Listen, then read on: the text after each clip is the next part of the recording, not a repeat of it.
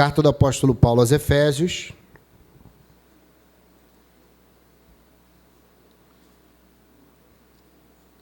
Estaremos dando continuidade à exposição desta carta. E hoje nós iremos ler do versículo 3 do capítulo 5 até o verso de número 14. Na semana passada nós pregamos do verso 25 até o verso 2 do capítulo 5. Eu preguei lá em Campo Grande, o pastor Washington pregou aqui.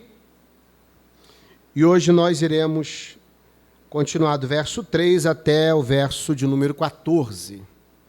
Amém? Diz assim o texto: mas a prostituição, toda impureza ou avareza, nem ainda se nomeie entre vós como convém a santos, nem torpezas, nem parvoíces, nem chocarrices, que não convém, mas antes ação de graças. Porque bem sabeis isto, que nenhum fornicador ou impuro, ou avarento, o qual é idólatra, tem herança no reino de Cristo e de Deus. Ninguém vos engane com palavras vãs, porque por essas vem a ira de Deus sobre os filhos da desobediência. Portanto, não sejais seus companheiros, mas agora, porque noutro tempo, versículo 8, porque noutro tempo éreis trevas, mas agora sois luz no Senhor. Andai como filhos da luz. Porque o fruto do Espírito está em toda bondade, e justiça e verdade, aprovando o que é agradável ao Senhor. E não comuniqueis com as obras infrutuosas das trevas, mas antes condenai-as, porque o que eles fazem em oculto, até dizê-lo, é torpe, mas todas se manifestam, sendo condenadas pela luz, porque a luz tudo manifesta. Pelo que diz: desperta, ó tu que dormes, e levanta-te dentre os mortos, e Cristo te esclarecerá. Fecha os seus olhos e vamos orar. Senhor, nós te louvamos porque cremos que tudo que aconteceu até agora foi para glorificar e bendizer o seu santo nome. Entregamos ao Senhor os louvores, as orações, e agora nós iremos nos assentar para ouvir a sua voz e ouvir a sua palavra. Nós carecemos da sua palavra, precisamos cotidianamente dela, e hoje não é diferente, Senhor. Nós suplicamos a Ti, com toda a nossa alma, abre nosso coração, nosso entendimento, para que possamos compreender com clareza tudo que será exposto aqui neste lugar, e que possamos ser alcançados pela sua graça e transformados por ela. Oramos em nome de Jesus. Amém. E graças a Deus. Meus irmãos, nós já fizemos aqui na nossa igreja a exposição de algumas das cartas do apóstolo Paulo. E duas coisas nas cartas escritas por esse grande evangelista, o apóstolo Paulo, duas coisas ficam bem claras, bem evidentes. Ele sempre vai falar sobre teologia, ele não vai deixar a teologia de lado, ele vai falar de teologia, mas ele também vai falar de ética moral cristã. As duas coisas precisam andar juntas. E nesta carta que nós estamos expondo, a carta aos Efésios, não é diferente. Percebe-se claramente, do capítulo 1 ao capítulo 3, que o apóstolo Paulo fala muito sobre teologia. Ele fala sobre a obra da salvação, sobre a salvação que foi projetada por Deus na eternidade, que ela foi executada pelo Senhor Jesus no presente, e ela é aplicada através do Espírito Santo na vida do crente, na vida daquele que foi eleito. Logo depois, no capítulo 4 até o final, capítulo 6, o apóstolo Paulo vai focar na ética, em como nós cristãos devemos andar. E assim, não é sem motivo que ele fala das duas coisas, porque as duas coisas elas precisam caminhar de mãos dadas. Por quê? Porque se eu tenho teologia, mas eu não tenho ética, não tenho prática, eu me torno um hipócrita. Mas se eu tenho muita prática e não tenho teologia, eu chego a me tornar um legalista. Então eu preciso equilibrar as duas e aplicá-las na minha vida. E por quê? Porque quando você estuda teologia, você já deve ter ouvido isso aí, que essa frase dita entre os neopentecostais e muitos pentecostais também, de que é um versículo mal interpretado, né? A letra mata. Então você não pode se aprofundar na teologia, você não deve conhecer teologia. Alguns chegam a dizer que se você estudar muito teologia, você fica maluco. E isso é coisa de gente leiga, para não falar outra palavra. Mas se faz necessário, extremamente necessário, estudar teologia. Por quê? Conforme o ser humano vai crescendo, se desenvolvendo, ele recebe todo tipo de informação e de todos os lados. Você recebe informações que vão pautar as suas decisões durante a sua vida. Você recebe informações do seio familiar. Você recebe informações do seu seio de amigos, do hall de amigos. Você recebe informações da mídia. Você recebe informações de livros e faculdade, colégio, e todas essas informações que você vai adquirindo ao longo da sua vida, são essas informações que você consulta para tomar decisões na sua vida. E todas essas informações que formam o seu arcabouço de conhecimento, são elas que vão dizer para você aquilo que é certo e aquilo que é errado. Vou dar um exemplo para ficar mais claro. Conforme você vai crescendo na sua casa com o seu pai e a sua mãe, ao observá-los, observar aquilo que eles falam e aquilo que eles fazem, você toma tudo isso como verdade para a sua vida. Aquilo que o seu pai e a sua mãe falam sobre sexo, sobre saúde, sobre alimentação, sobre comportamento e relacionamentos interpessoais, tudo isso você toma como verdade e une tudo isso que você recebeu do seu pai e da sua mãe com todas as informações que você adquire da sociedade, de maneira social e psicológica. E tudo isso formam o seu arcabouço de conhecimento e automaticamente a sua cosmovisão, que é a sua visão de mundo. Você enxerga o mundo a partir das informações que você recebe dos seus pais e informação que você recebe de maneira externa, do mundo. E as suas decisões, logicamente, o seu caminhar, as suas decisões, a forma como você enxerga as pessoas fora do seu seio familiar, tudo isso está diretamente ligado às informações que você recebeu. E o que Paulo faz aqui, ao falar de teologia, não é sem motivo, ele tem um objetivo. O objetivo é fazer com que você entenda uma coisa. Todo aquele conhecimento que você recebeu, todas as informações que você adquiriu ao longo da sua vida, de todas as pessoas que cercam você, até o momento em que você ouve a palavra de Deus, todas essas informações, elas não valem de absolutamente nada, porque são mentira. É o que ele fala no versículo 3 do capítulo 5. É tudo mentira. Tudo aquilo que você sabia ou achava que sabia sobre casamento, que foi dado pela sociedade e até mesmo pelos seus pais, é tudo mentira. Você precisa pegar tudo isso, jogar fora e ter a sua mente completamente transformada através da palavra de Deus, porque a palavra de Deus, ela ensina completamente o contrário sobre casamento em relação ao mundo. Aquilo que você entende sobre relacionamento interpessoal, que você aprendeu no mundo, que você recebeu, as informações que você recebeu, pega todas elas e joga fora, porque a partir de agora, as informações acerca de relacionamentos interpessoais terão que ser pautadas na palavra de Deus. É por isso que ele diz no capítulo 4 o seguinte, que nós devemos nos despir do velho homem. Ou seja, tirar toda essa roupa, jogar fora e vestir uma nova roupa.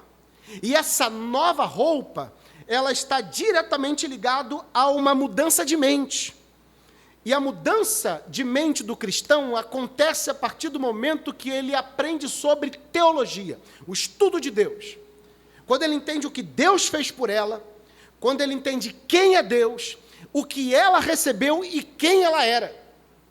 A partir desse momento, a mente da pessoa, a mente daquele que foi alcançado pela graça, ela passa por uma metanoia, uma metamorfose, uma transformação.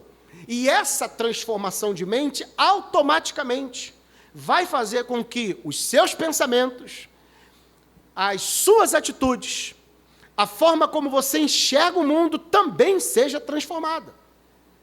Porque, é claro, aquilo que eu penso, aquilo que eu tenho na minha mente, é o que me diz como eu devo andar, como eu devo agir e como pensar.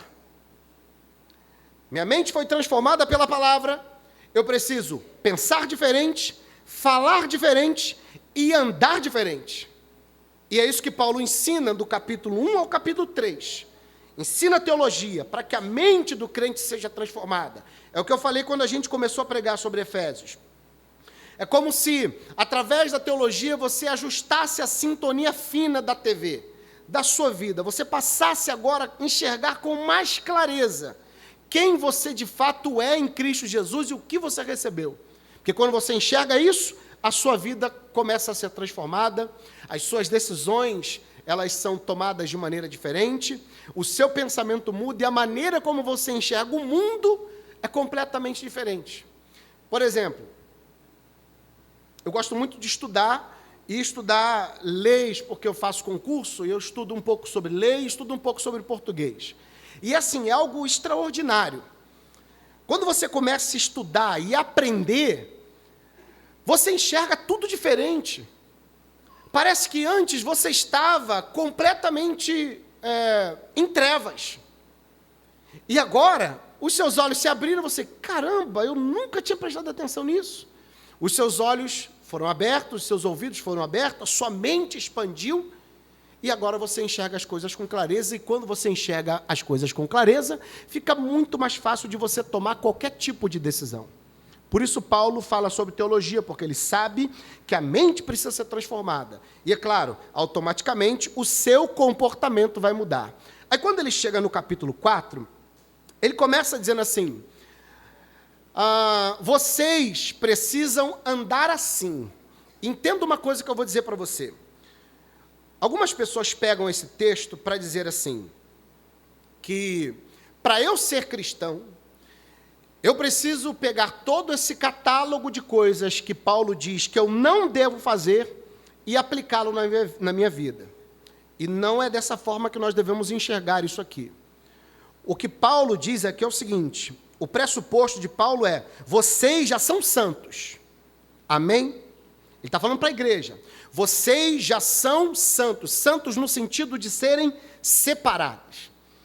Paulo, sabendo que eles são separados, Paulo vai falar assim para eles, já que vocês sabem que vocês são santos, que vocês foram separados por Deus, existem coisas que não combinam mais com o modo de viver de vocês. E vocês precisam extirpar isso da vida de vocês. Não pode mais haver espaço para esse tipo de atitude e prática na vida de vocês. Paulo não quer dizer assim, olha, para vocês serem santos, vocês precisam fazer isso, isso e isso, e não podem fazer isso, isso e isso. Não é isso que ele está dizendo. Ele está dizendo, vocês já são santos. Porque o que Deus fez por vocês, através de Cristo, já trouxe para vocês santificação. A ideia de Paulo é, já que vocês são santos, isso aqui não pode mais existir na vida de vocês. Não pode mais haver. Então pega essas coisas aí que eu vou falar para vocês, joga fora. Se ainda há isso no meio de vocês, joguem no lixo. A mente de vocês foi transformada, vocês foram separados por Deus, e isso aqui não combina mais. Não faz mais parte da vida de vocês. E ao ler o texto, do capítulo 4 ao capítulo 6, Paulo quer que a gente reflita sobre a nossa própria vida cristã. Se eu tenho a pretensão de abrir a boca e dizer, eu sou cristão, eu tenho que sustentar tudo isso aqui. Eu tenho que olhar para o texto e falar, isso aqui ainda faz parte da minha vida, mas eu não quero mais, eu tenho que jogar fora, porque eu sou separado por Deus. Eu ainda cometo esse pecado, então eu não quero mais cometê-lo. Então vou lançar fora, vou jogar fora. E aí Paulo vai falar no capítulo 4, vocês precisam andar em santidade. Vocês precisam andar em unidade da fé. Quando vai avançando no capítulo 4, ele vai dizer, vocês não podem andar como os ímpios andam. Olha o capítulo 17, o versículo 17 do capítulo 4. Capítulo 4, versículo 17. Até o versículo 16, ele fala, vocês foram chamados, vocês têm que andar em humildade, mansidão, longanimidade, suportando uns aos outros, no espírito da unidade da fé, vocês são um só corpo. E aí quando chega no versículo 17 do capítulo 4, ele diz, e digo isso e testifico no Senhor, para que não andeis como andam também os gentios. Então ele está dizendo, vocês são santos, vocês não fazem parte desse povo, vocês são santos. E esse povo, eles andam na vaidade, entenebrecidos no entendimento, separados da vida de Deus pela ignorância, pela dureza do seu coração. Eles perderam toda a sensibilidade e todo o sentimento. Eles se entregaram à dissolução para com avidez cometerem todo tipo de impureza. Essas são as características de alguém sem Deus. Alguém que não foi alcançado pela graça e não teve a sua mente transformada. E fala a verdade, não é exatamente assim que o ímpio anda? Me desculpe se a expressão que eu vou utilizar agora, ela será um pouco pesada, mas se faz necessário. O ímpio, ele anda como um animal no sentido de andar, viver e tomar decisões de acordo com a sua natureza caída. Eles andam de acordo com os seus desejos, as suas vontades carnais. Eles andam na vaidade, andam na dureza do coração, e todos os seus desígnios são vaidade. Um animal, ele age por instinto, ele não age com racionalidade, ele simplesmente age por impulso, por agir, de acordo com os seus desejos. É assim que o ímpio vive. E o que Paulo está dizendo é, há uma diferença gigantesca entre você que foi separado por Deus, daquele que não conhece a Deus. E você não pode viver como ele vive. A sua vida tem que ser diferente, já que você teve a sua mente transformada pelo Evangelho e pela graça de Deus, você não pode viver como eles andam. E aí no versículo 24 ele diz, revistais do novo homem, e vós vos revistais do novo homem, que segundo Deus é criado em verdadeira justiça e santidade. Aí ele diz, versículo 25, deixai a mentira, falai a verdade. Versículo 26, irai-vos, não pequeis. Versículo 27, não deis lugar ao diabo, que está relacionado à ira, que vem, o pecado que vem depois da ira. Versículo 28, ele diz, aquele que furtava não furte mais, agora trabalhe. Ele vai dando uma série de detalhes, série de ações e reações que não fazem parte do cristão. Eu falei semana passada, quando eu preguei em Campo Grande, e conversei com o Austin sobre isso também. As pessoas acreditam, e muitas pessoas acham isso, que você conhece uma pessoa através somente das suas ações. E, na verdade, não é. Por que não somente das ações? Porque toda ação, ela pode ser programada. Você conhece um cristão, uma pessoa de verdade, através das suas reações. É como ela reage a determinadas situações. Por isso que às vezes eu e o pastor Ossi, a gente chama alguém, às vezes, e fala assim, eu quero que você faça isso aqui. Uma coisa bem dura para a pessoa fazer, eu quero que você faça isso aqui. Não é que a gente quer que a pessoa faça. O que a gente quer é observar a reação dela. Entreguei, pastor. Entreguei o nosso método. Agora elas vão programar as reações. Porque o que a gente quer observar é a reação da pessoa diante daquilo que está acontecendo. Porque a reação fala muito mais do que a ação. E o que Paulo fala aqui é de ações e reações também. Porque quando ele diz, irai-vos, mas não pequem. Ele não está dizendo, crente não pode irar de maneira nenhuma. Claro que não é isso que ele está dizendo, porque a gente se ira. O problema é o que acontece depois que a gente está irado. Porque depois que a gente ira, a gente quer fazer o quê? Julgar a pessoa segundo os nossos próprios conceitos. E a gente se torna juiz daquela pessoa. E a gente sai da posição de réu e senta na cadeira do juiz e quer julgar aquela pessoa, dizendo, agora você vai ser julgada porque você me deixou irado. Vou pegar no seu pescoço. É isso é uma reação. E o cristão que age assim, por isso que ele diz, não dês lugar ao diabo depois. Irai-vos, não pequeis, não dê lugar ao diabo, tá? Porque quando você se ira e peca, se colocando na posição de juiz, você deu lugar para o diabo. Então Paulo fala de ações e de reações. Logo depois ele vai falar, no versículo 32, antes sede uns para com os outros benignos, misericordiosos, perdoando-vos uns aos outros, como também Deus vos perdoa em Cristo. Sede, pois, imitadores de Deus, como filhos amados, e andai em amor, como também Cristo vos amou e se entregou mesmo por nós em oferta, sacrifício a Deus, em cheiro suave. E aí entra o versículo 3. Porque esse versículo 3 aqui, em diante, Paulo vai pegar um pouco mais pesado. Ele vai usar algumas palavras aqui que são duras até de pronunciar, mas são extremamente necessárias. Paulo vai dizer o seguinte, a prostituição e toda impureza ou avareza nem ainda se nomeia entre vós como convém aos santos.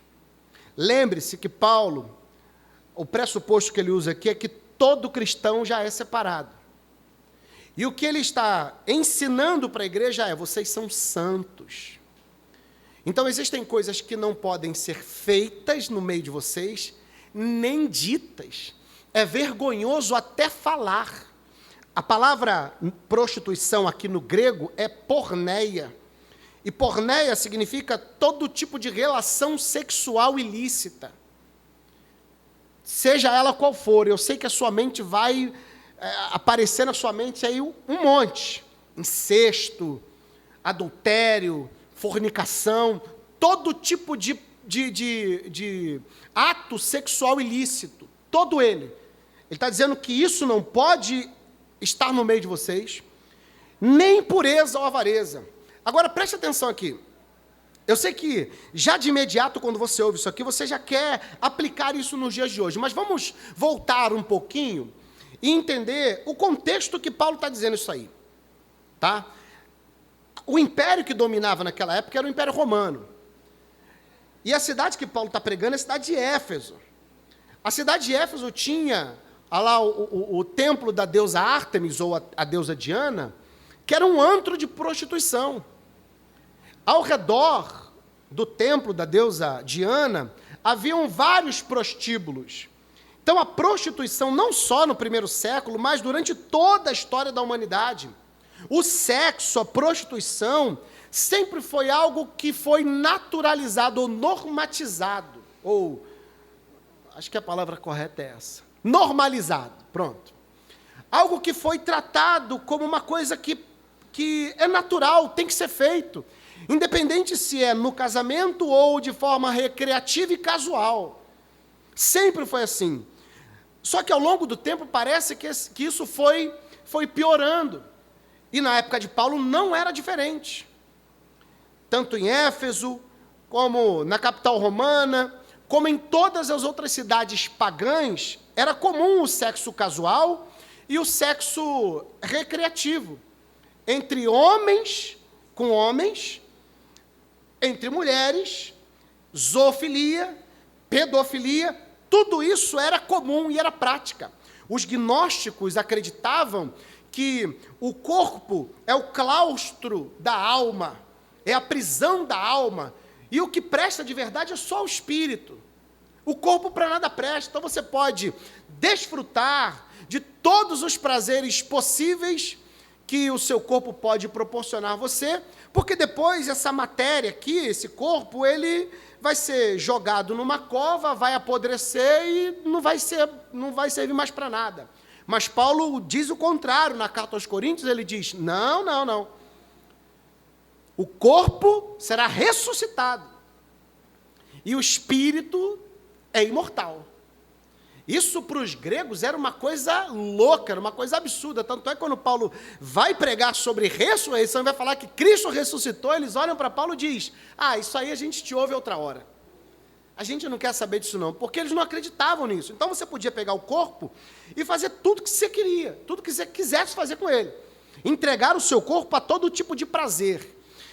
E no contexto que Paulo está dizendo isso aqui, não era diferente.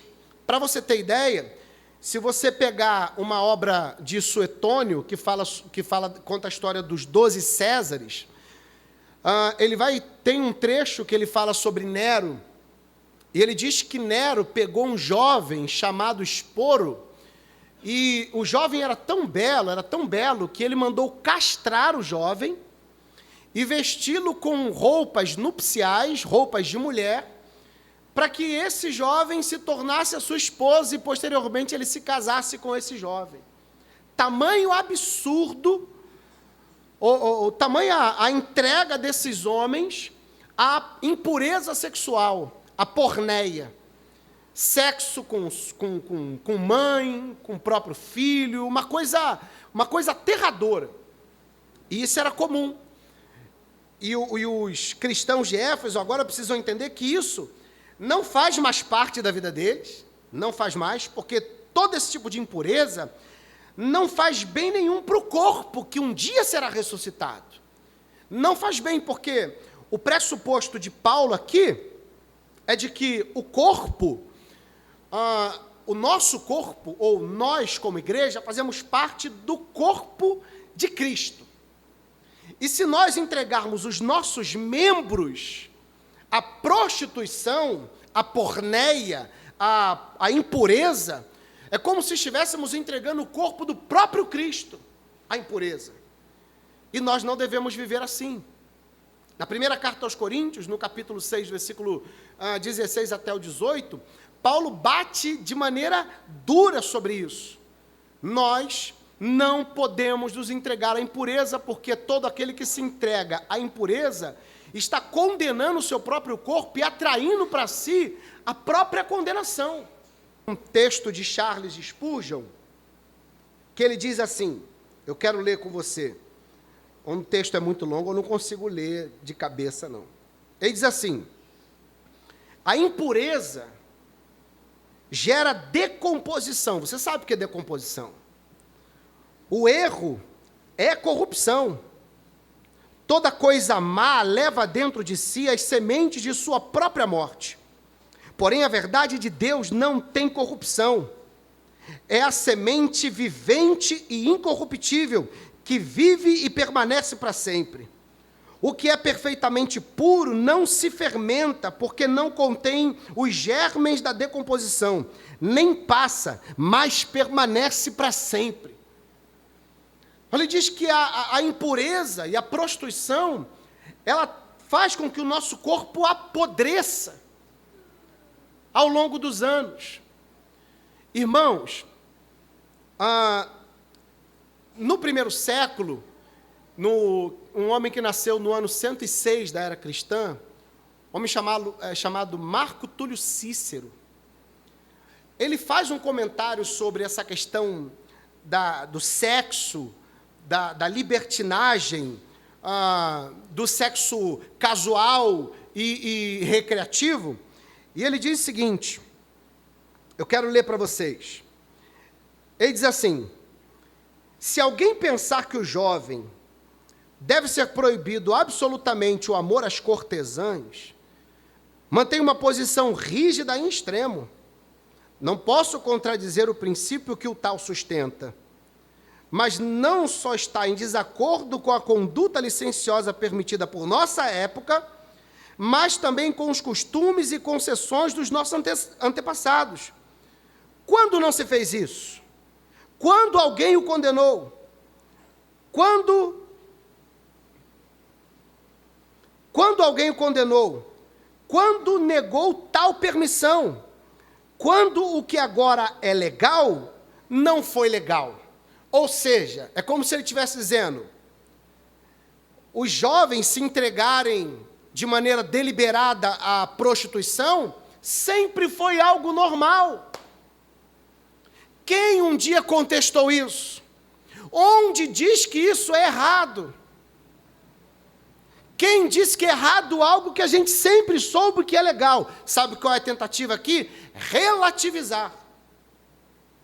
A tentativa é dizer, não, o jovem precisa curtir, o jovem precisa aproveitar. E é claro que ele não está se referindo somente aos jovens, isso vale tanto para jovens como para adultos. A ideia é dizer assim, não tem problema não, pode fazer sexo à vontade. Eu li um artigo que um professor uma vez colocou na porta da faculdade assim, bem grandão a palavra, sexo. Aí as pessoas viam aquela palavra, se aproximavam e diziam, nossa, sexo em caixa alta, né, grandão? Mas embaixo tinha assim, agora que você parou para prestar atenção na frase, que tal se inscrever no grupo de remo da escola? Qual a estratégia dele? A estratégia dele é a seguinte, eu sei que tudo relacionado a sexo chama atenção, tudo, então só tem uma forma de eu chamar esse povo, a chamar a atenção desse povo para que eles se inscrevam no grupo de remo. Vou usar a técnica que o mundo usa, vou falar de sexo. Porque tudo hoje está associado a sexo. Todos os comerciais é perfume, sensualidade, sexo. Futebol, sensualidade, sexo. Internet, sensualidade, sexo. Novela, sensualidade, sexo. Filme, a maioria, sensualidade, sexo. Tudo que fala sobre sexo chama atenção. E o povo gosta disso, e eles se entregam a isso. E quando nós estávamos conversando semana passada, uma coisa interessante que nós falamos foi o seguinte, antigamente, tudo relacionado à sexualidade, até mesmo a prostituição, lascívia, a impureza, tudo isso acontecia? Sim, acontecia.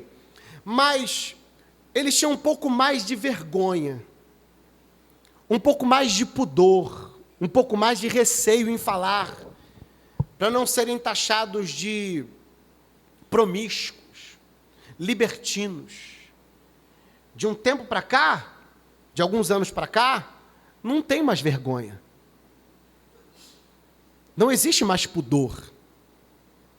Nem na internet, nem nas novelas, nem nos filmes, nas músicas, nos comerciais de roupa. Não existe mais o pudor. Agora se fala de promiscuidade, prostituição, em tudo. Sem vergonha. A sociedade está, literalmente, sem vergonha, em todos os sentidos. As crianças ouvem sobre sexo nas músicas, que muitos pais colocam para elas ouvirem. As crianças ouvem sobre sexo no colégio, e por incrível que pareça, pelos professores. E quando eu falo sexo, eu não estou falando do sexo lícito. Eu estou falando que o que essa sociedade divulga e anuncia de boca larga é sexo casual e recreativo, como se não houvesse punição. E que isso fosse uma coisa muito normal. Pode fazer, fica à vontade, não há problema nenhum nisso. E quando você olha para alguém e diz, sexo antes do casamento é pecado, sexo fora do casamento é pecado, sexo entre dois homens é pecado, entre duas mulheres também é pecado. E quem disse que a igreja não pode condenar? E quem disse que a igreja não pode falar sobre isso? é pecado e ponto final. E a igreja não pode se calar diante desse enfrentamento que tem havido diariamente. Já tentaram até dizer que pedofilia não é crime, é doença. Que o pedófilo não pode ser preso, não pode ser condenado, tem que ser tratado. Sim, ele tem que ser tratado. Mas na cadeia. Lá dentro. Querem fazer com que nós aceitemos aquilo que a Bíblia condena. Mas o que Paulo fala aqui não é do mundo. O que Paulo fala é que isso não pode haver no seio da igreja. O que Paulo está dizendo aqui é que isso não pode acontecer. Lê 1 Coríntios capítulo 5. Paulo dizendo, eu tenho ouvido falar de coisas que estão acontecendo aí, que nem no mundo lá fora se ouve. Quer dizer que um homem, um pai e o seu filho estão dividindo a mesma mulher? Vocês estão de brincadeira. Dentro da igreja. Paulo diz, a prostituição, a impureza, a avareza, nem ainda se nomeia entre vós como convenham os santos. Esse avareza aqui não não está ligado a dinheiro, está ligado ao contexto. Ele está falando sobre o sexo avarento. Pastor, o que é sexo avarento? O sexo avarento é quando um homem olha para a mulher e enxerga aquela mulher como um objeto.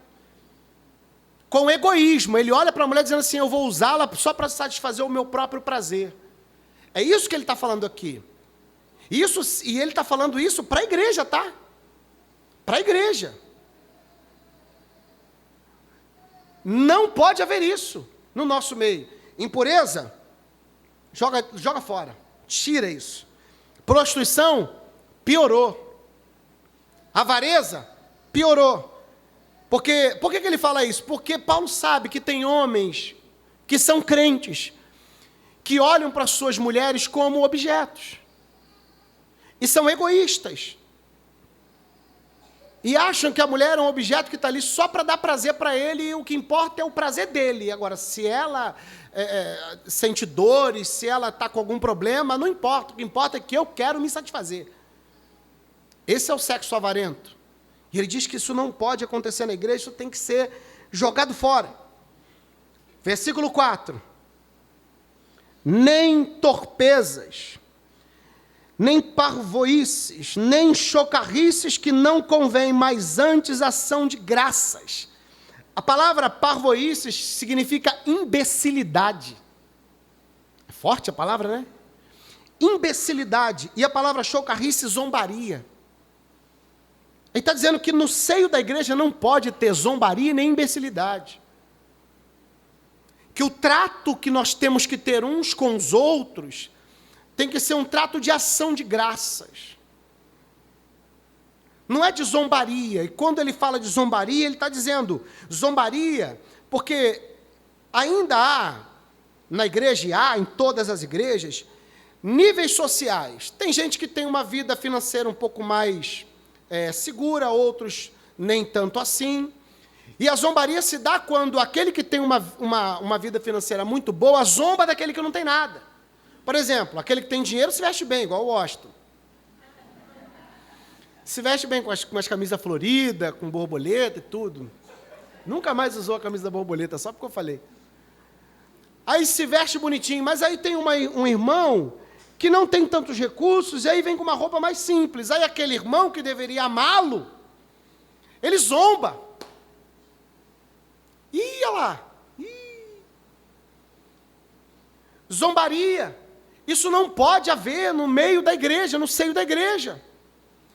Imbecilidade, eu não sei, eu procurei, eu pensei, eu pedi, eu falei, Senhor, me dá um exemplo aí de imbecilidade para eu falar na igreja, mas não me veio.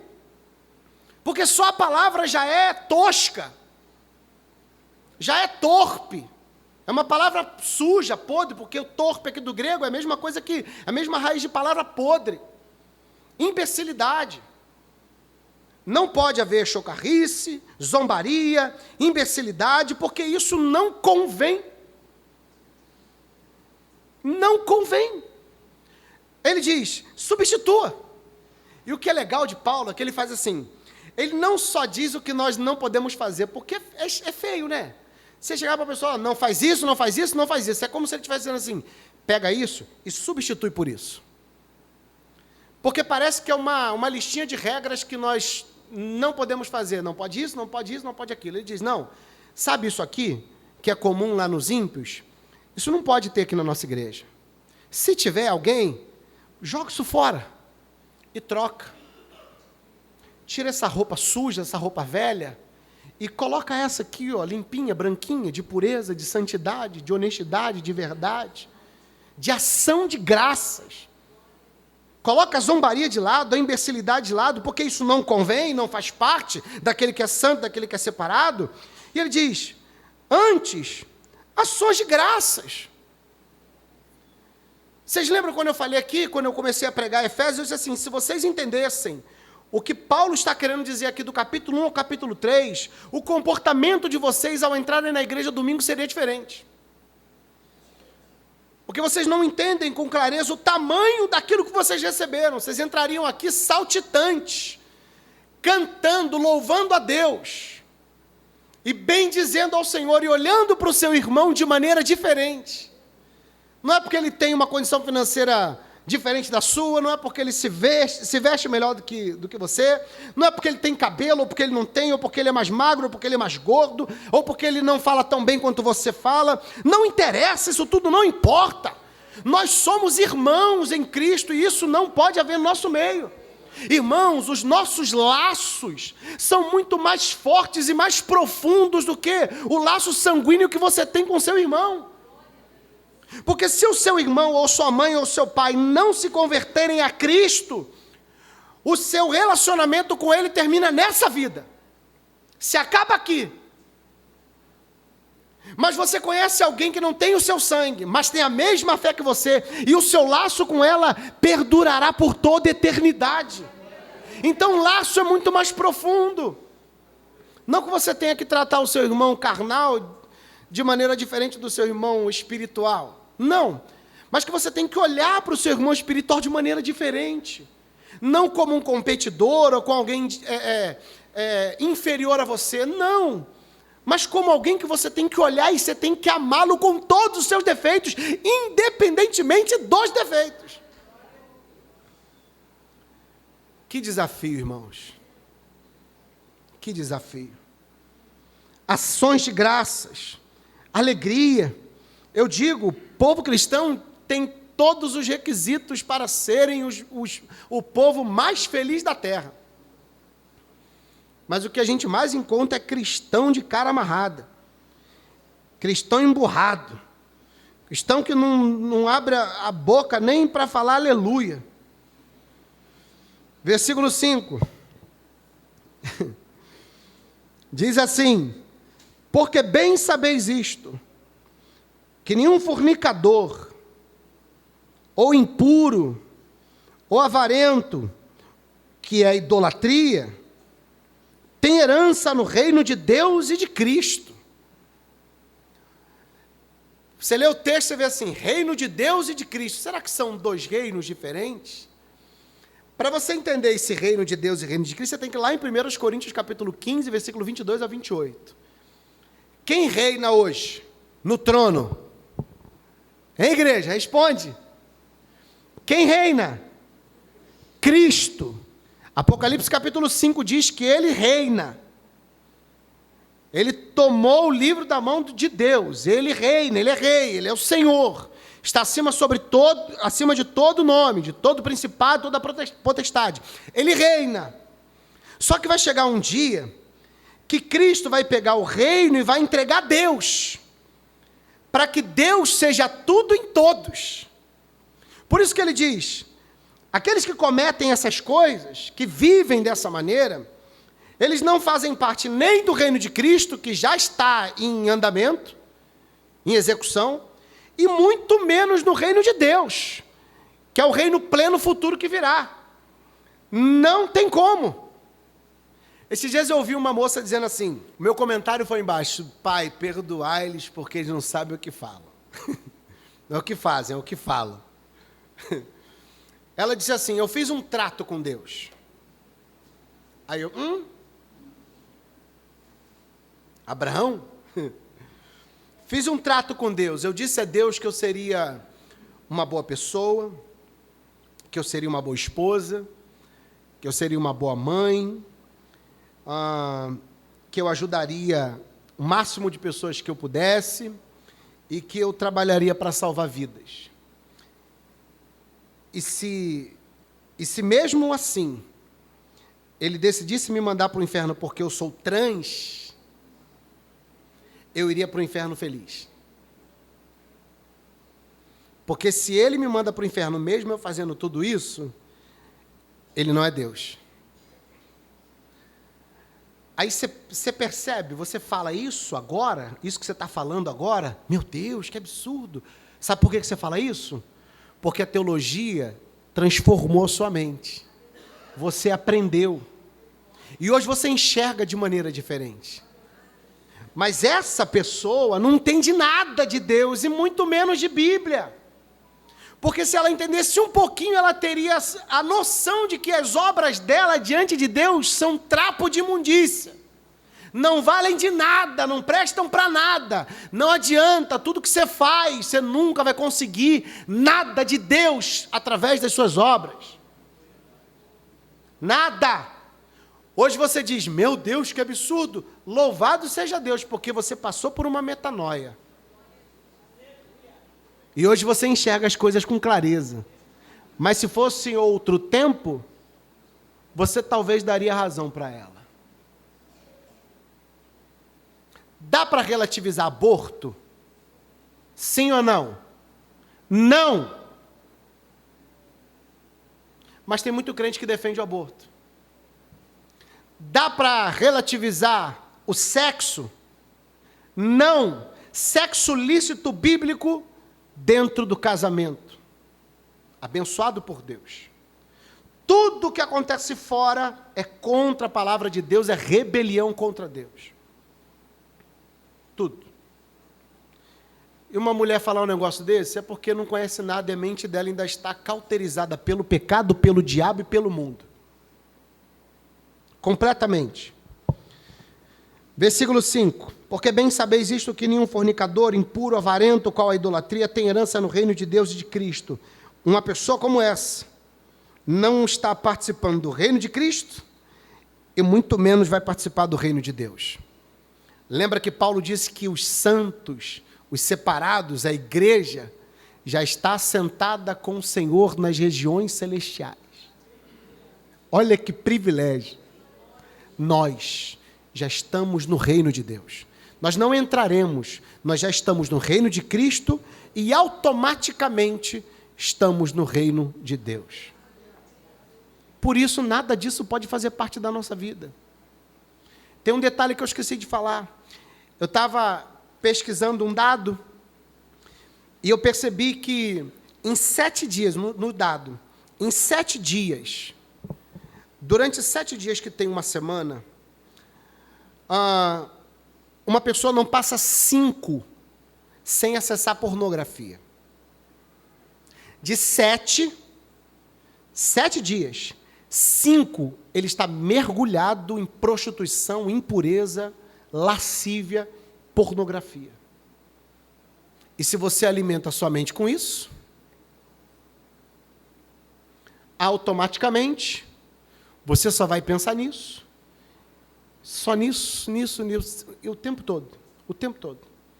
Porque é o que você come. É o que você come. Versículo 6. Ninguém vos engane com palavras vãs.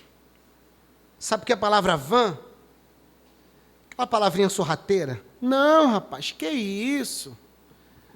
Você está sendo muito radical. Não. Pode sim, falar uma bobeirinha de vez em quando, uma imbecilidade. Pode falar palavras torpes de vez em quando. Pode contar uma piada impura, uma piada sem graça. Pode relativizar o sexo, pode a prostituição, pode isso aí. Você tem que ter equilíbrio.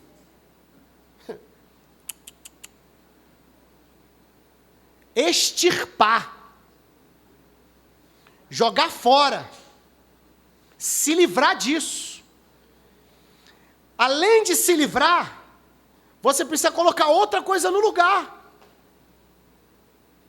Porque imagina, eu me visto e me alimento de tudo que não presta. Aí vem alguém e diz para mim assim, pega tudo isso e joga fora. Aí eu tiro. Eu preciso ocupar o espaço. E como é que eu vou ocupar esse espaço? Buscai primeiro o reino de Deus e a sua justiça.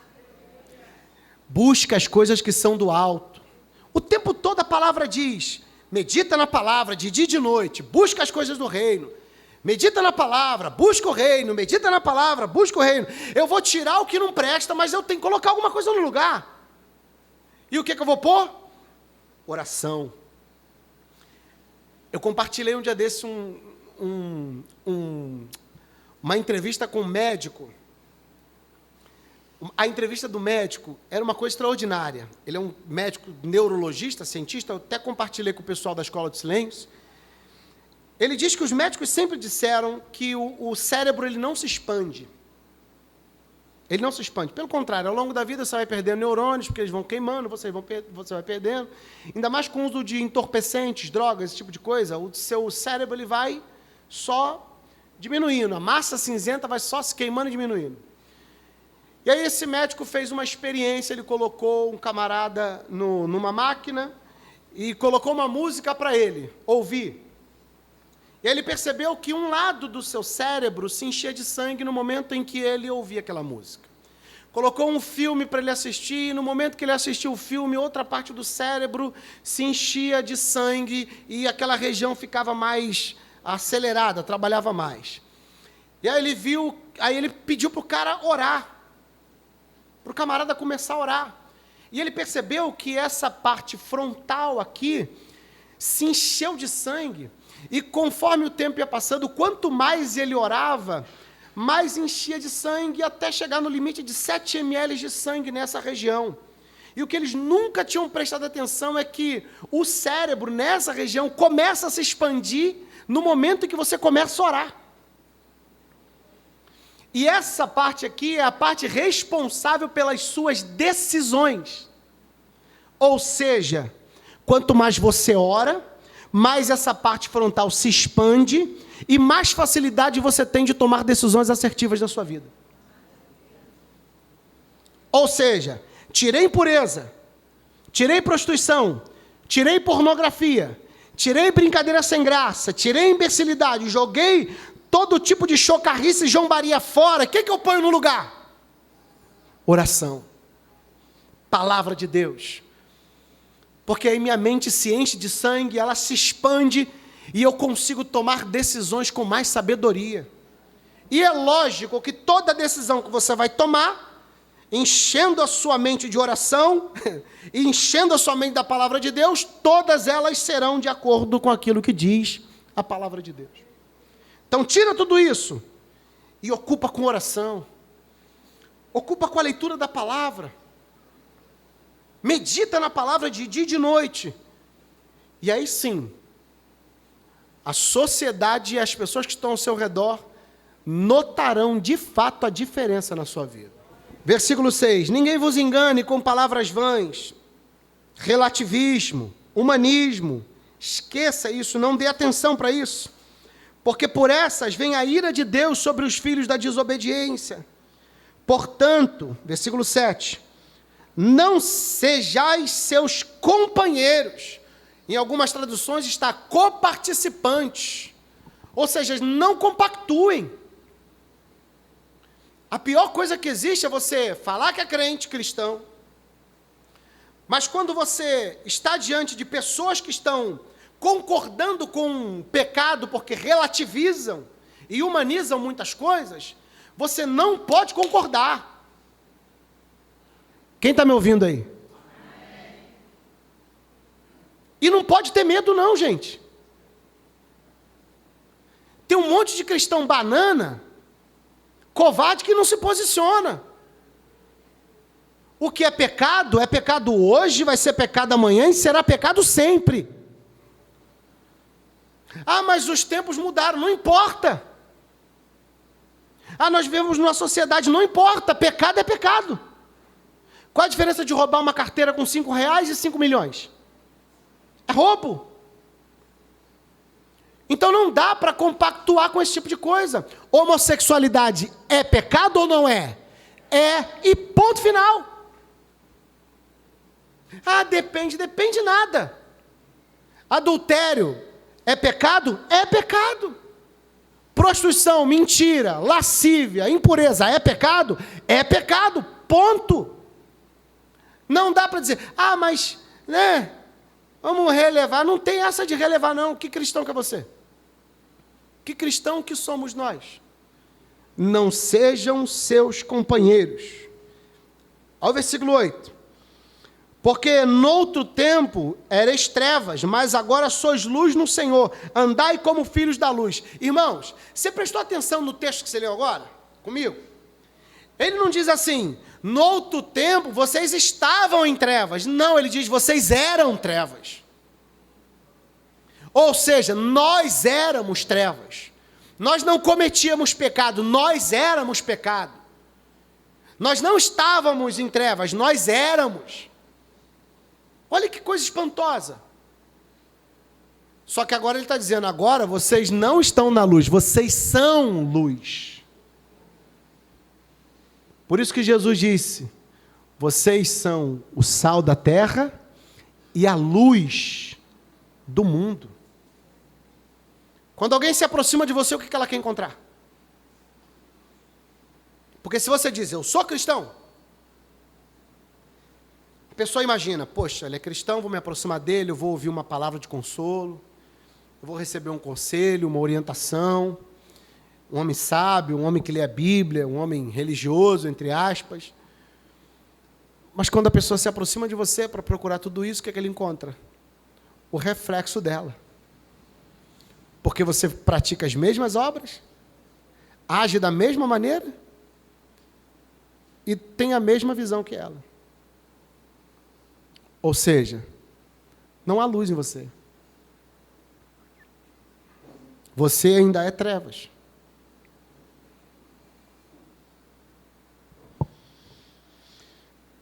Andai como filhos da luz, porque a luz tudo ilumina. Diante da luz tudo fica muito claro.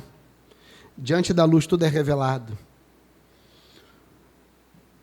Porque o fruto do Espírito, versículo 9, está em toda bondade, justiça e verdade, aprovando o que é agradável ao Senhor. Versículo 11. E não comuniqueis com as obras infrutuosas das trevas, mas antes condenai-as. Olha aqui para mim. O que Paulo está dizendo aqui? Que nós temos que fazer o quê? Ficar calados diante delas? O que a gente tem que fazer? Se posicionar e condenar cada ato assim. Eu não sei que medo é esse que vocês têm. Vocês esqueceram que vocês foram chamados para morrer?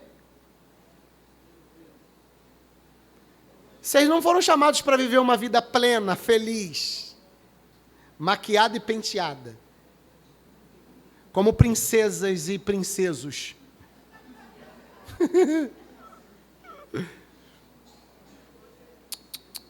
Princesas e princesos. Porque eu tenho um colega de trabalho que fala assim, princesas e princesos. Vocês não foram chamados para isso não, gente. Nós fomos chamados para o martírio. Nós fomos chamados para a cadeia, para prisões, para a cruz. Nós fomos chamados para sermos mortos. Ou vocês não sabiam disso? Mentiram para você, dizendo que vocês iam prosperar, que a vida de vocês seria uma bênção, que tudo daria certo. Um pastor profetizou em 2018 que 2019 seria o ano Não, como é que foi? 2022 seria o ano da porção dobrada, não foi? Aí 2022 estava tudo fechado e a Covid. Aí eu chamei um dos pastores que trabalha com esse pastor e perguntei, a Bíblia diz que falso profeta tem que ser apedrejado e morrer, o que a gente faz com esse? Aí ele botou assim para mim, você não entende das coisas espirituais. Eu falei, tá. Mentira, a gente foi chamado para morrer. E não tem para onde correr. Se isso não acontece hoje com a gente, vai acontecer com seus filhos ou com seus netos. Eu canso de falar isso aqui.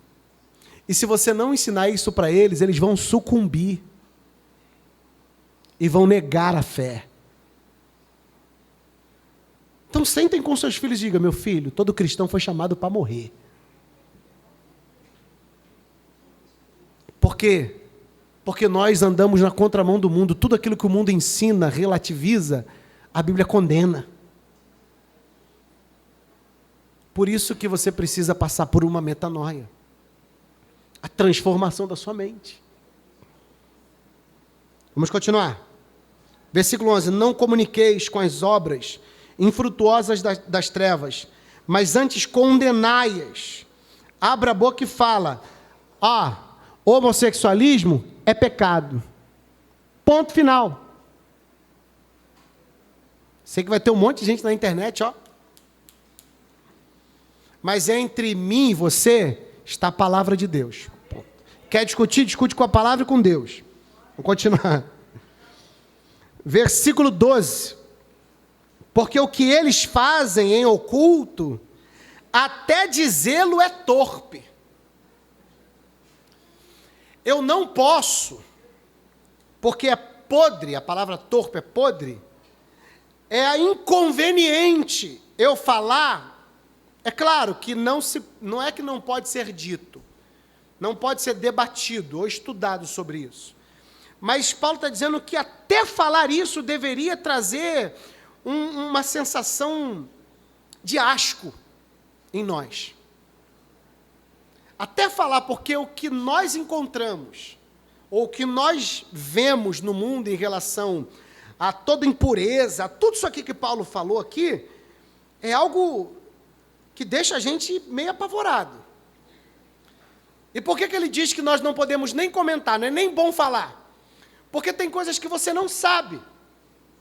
E que a partir do momento que eu falo, desperta a sua mente. E por causa do pecado original, o homem acaba sendo curioso demais. Aí vai acabar pesquisando, e pode ser que ele se sinta atraído por esse tipo de coisa terrível.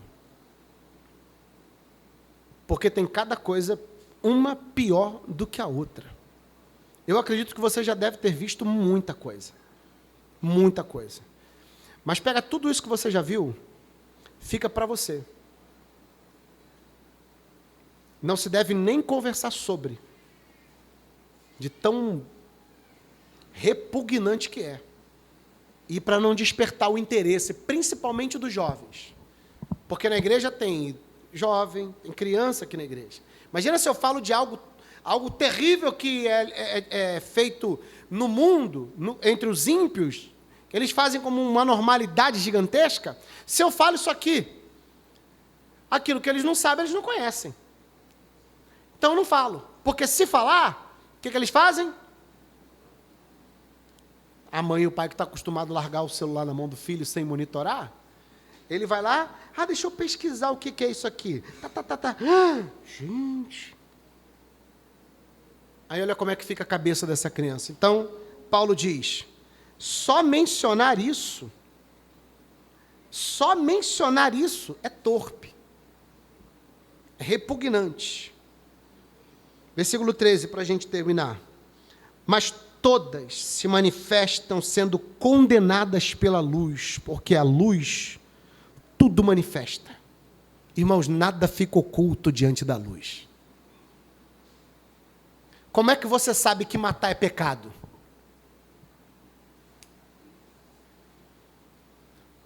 Porque a Bíblia diz que é. Como é que você sabe que cometer adultério é pecado? Porque a Bíblia diz que é. Como é que você sabe que adultério, ou que prostituição, adultério, lascívia, homossexualidade Não pode nem falar homossexualismo, né? Porque o prefixo, o sufixo ismo, ele tem conotação de doença, então não pode falar, porque não é doença. Então é homossexualidade. Como é que você sabe que a homossexualidade é pecado? Porque você olha para a Bíblia diz. Se ninguém disser para você que aquilo é pecado, você não vai saber o que é pecado. Mas quando a luz resplandece, tudo fica claro, tudo fica nítido. Quer saber se algo é pecado ou não? Vai para a Bíblia. A Bíblia condena. Ainda que alguém tente relativizar, você vai lá para a Bíblia e diz, não, isso não é correto não, isso é pecado. E quando você diz assim para algo que está na escuridão, que é algo que é ruim, que é pecado, você diz assim, isso é pecado, parece que a luz acende. E aquilo que está oculto fica claro. E aí Paulo termina esse ponto, parece que isso aqui é um trecho de um cântico cristão lá do 1º século. Faz menção também do que Isaías diz, não é ipsis literis, mas é uma paráfrase daquilo que Isaías diz. Ele diz assim, pelo que diz, desperta, ó tu que dormes, levanta-te dentre os mortos e Cristo te esclarecerá. É como se ele estivesse fazendo assim comigo e com você hoje, ó. Está dormindo? Acorda, criatura. Não está enxergando, não? Não está vendo o que está acontecendo? Desperta! Para de dormir! Que sono profundo é esse que você está, que você não está enxergando, o buraco em que você está se metendo? Acorda, rapaz! Vou pedir para você fazer uma coisa que a gente não tem hábito de fazer.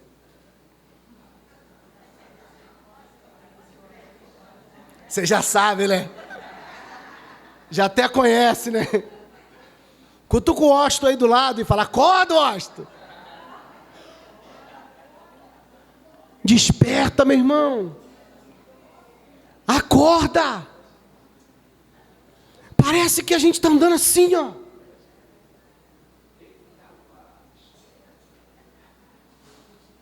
Parece que a gente colocou uma venda aqui assim.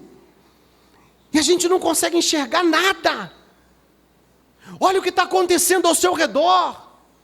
Olha o que está acontecendo no mundo. Olha o que está acontecendo nas igrejas. Olha para as igrejas. Essa semana o pastor matou a esposa. Semana passada, não me recordo.